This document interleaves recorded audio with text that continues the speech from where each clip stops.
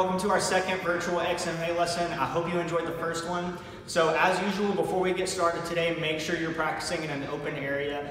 If there's tables, chairs, furniture, anything that's breakable, we want to just push that off to the side and we can put it all back when we're done training today.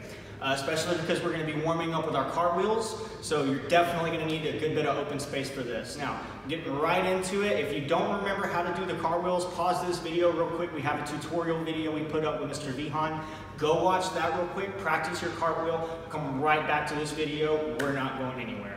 So once you feel comfortable in your cartwheel, we're going to go ahead and get warmed up. Remember, if you're right-handed, your right leg is going to go forward. If you're left-handed, your left leg is going to go forward. So put your dominant leg forward, raise your hands up, and then from here, you're going to go right into your cartwheel. So down and over, boom, and then walk back to your spot, reset. We don't want to start from where we landed because we don't have enough room. We're in that nice enclosed space. So leg forward, hands up, begin again. Reset, walk back to your spot, just like that. Hey guys, so we're going to stretch really, really fast before we go into what our kick is today. You're going to need some nice loose hip flexors for this particular one, so we're just going to drop right down into our middle split. Put your feet out as wide as you possibly can, just like that. You're going to take your hands, put them straight down to the ground. Then once you get here, kind of rock your feet out, try and go a little deeper in it. And you're just going to hold this stretch, just like that. Once you get really comfortable, I want you to walk one hand over to the side, try and grab one of your ankles, and then just hold the stretch. Try to pull your chest down to your leg. Walk over to the other side. We're gonna need our legs nice and loose for this next trick we're gonna be doing. Here, grab on and hold. Try and pull your chest down just like that. If you can get a little lower, get a little lower. Walk your hands back to the middle. Hold it, and then slowly bring your feet in. Roll yourself up, and then we're going to move on to our kick. For our kick today, we're going to be reviewing our jump spin crossing kick. This may be new to some of you. Some of you may have done this before, so we're just going to start from the top and we're going to break it down. So first thing you're going to want to do, you're going to put your non-dominant side forward. So if you're right-handed, your left leg is going to go forward. If you're left-handed, you're going to put your right leg forward. So your back leg is going to be doing the motion. First, we're going to practice the jump and the spin. Then we're going to practice the spin kick, and we're going to put it all together. So jump and spin are going to happen first. What's very important for this kick is that when you jump, your knees come up, not your feet up. If you jump with your feet up, it's going to be hard to get the air off the ground that you need. So instead, you're going to bring your knees up to your chest, like so. And then you're going to rotate a full 360 degrees. So you're going to land exactly the way you started. So you're right here, knees go up and around, just like that. All right, guys, so now we're going to practice the actual spin kick without the jump, just getting used to that motion right now. So again, non-dominant side goes in front because we want to learn this with our dominant side first. So you're going to go right here, get into a nice relaxed sparring position, and practice your spin first. So bring your knee up and around just like that. Practice bringing it right back where you got it from. Now, the spin crossing kick is going to come right here. Look and see your target just like we do with every other spin kick. Back faces the target. From here, your crossing kick is going to come up, it's going to make a big arc, and it's going to come right back down where you got it from. Just like that. Once you get comfortable with it, do it all in one motion, up and around. Reset, go again. Again, try and put it back right where you got it from every time. So the final part of this kick is we're just going to put it all together. So again, start with your non-dominant side in front.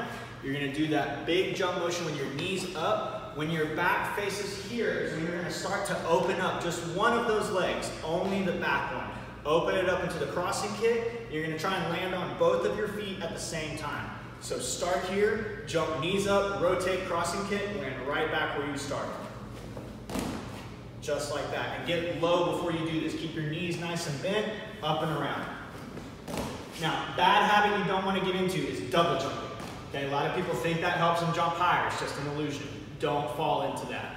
Right here, bend your knees, go straight into it. Just like that. So one more trick with our nunchucks before we move on. It's going to be our wrist rolls. Now, we're going to review how to do them side to side, and then we're going to go over up and down wrist rolls.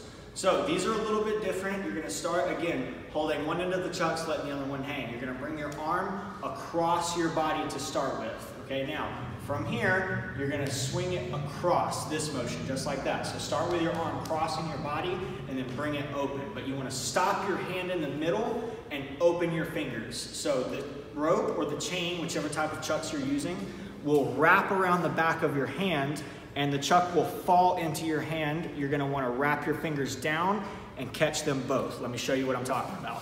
So you're gonna bring it across and then bring it out, open, catch. So you end in this position right here, holding on to both chucks. From here, you're gonna hold on to the one that you just grabbed, let go of the one you started on holding with. So switch your grip and then bring it around to the other side. Now you're gonna do the same thing, just reverse direction. Bring the chuck out, swing it across. It's gonna wrap around your hand just like that. Open up your thumb, catch the other end of the chuck, let go of the other one, and then bring it back around. And when you do it quickly, it's gonna look like this right here. Around, just like that, nice and smooth. You wanna actually open your hand all the way when you get comfortable with it so that the chuck just wraps around and it makes that nice fluid motion. All right, everyone, so the next thing we're gonna review is our up and down wrist rolls. So these ones are gonna start a little bit different. You're gonna hold one end of the chuck just like that, and you're gonna start from an up position, just like this. From here, what you wanna do is you're gonna bring your chucks down, and again, let the rope go over the back of your hand, just like that. So it's gonna come up, and then down over the back of your hand. Now, same motion as before. This one, you're really gonna have to rely on your momentum because we're not going side to side, we're going up and down. So if you go slow, the chuck is just gonna hang like this and it's not actually gonna make its way into your hand. So this is one that you actually do have to do quickly. So you're gonna come here, bring it down, same motion. Hold on to one, grab the other, and then switch. So down, just like that. And then you should end in reverse grip. Okay, now from here, again, reverse the direction, go up with it. And again, you need momentum for this. Gravity is working against you, so do it quickly. Bring it up into the next one to your returning position. And again, it wraps around the back of your hand, falls back into your hand. That's when you close and bring it down. So it's down and up, just like that. All right, so if you haven't taken a water break yet, go ahead and take that now and get you a quick breather before we move on to today's trick. What we're gonna practice today is our round off cartwheel. So it's a little bit different than a regular cartwheel, just a slight variation.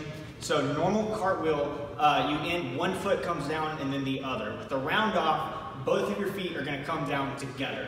Now the way we do this is when your feet are up in the air, you bring them together, rotate your hips, and then both of your feet come down and you stand up. So you're gonna start just like the cartwheel.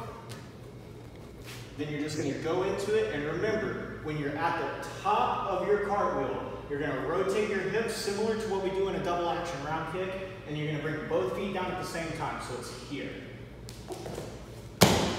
Then reset, go again, cartwheel, rotate your hips, bring both feet down together. Reset, and repeat.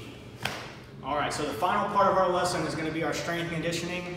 Just because it's a virtual lesson doesn't mean you guys get to get out of strengthening your bodies. So today, since we went over the jump spin crossing kick, that's something that you need really, really strong legs for so that you can launch yourself up in the air. So we're going to work on strengthening our legs today.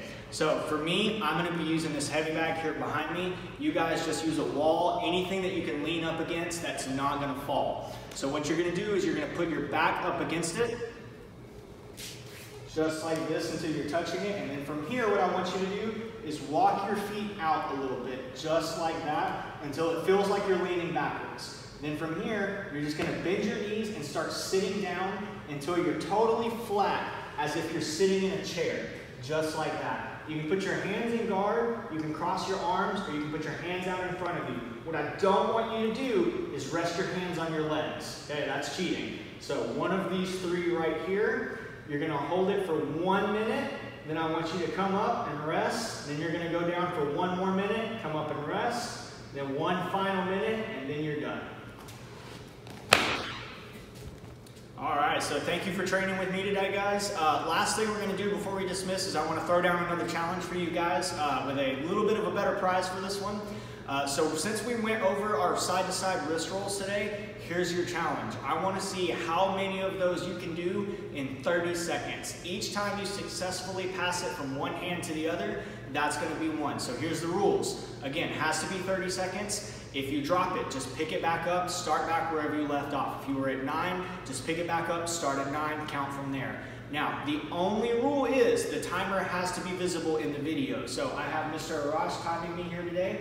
Once you start the time, you're going to show it to the camera to prove that it was indeed 30 seconds. Then you're going to start doing your wrist rolls as quick as you can. So whenever Mr. Arash says go, I'm going to get started. And go.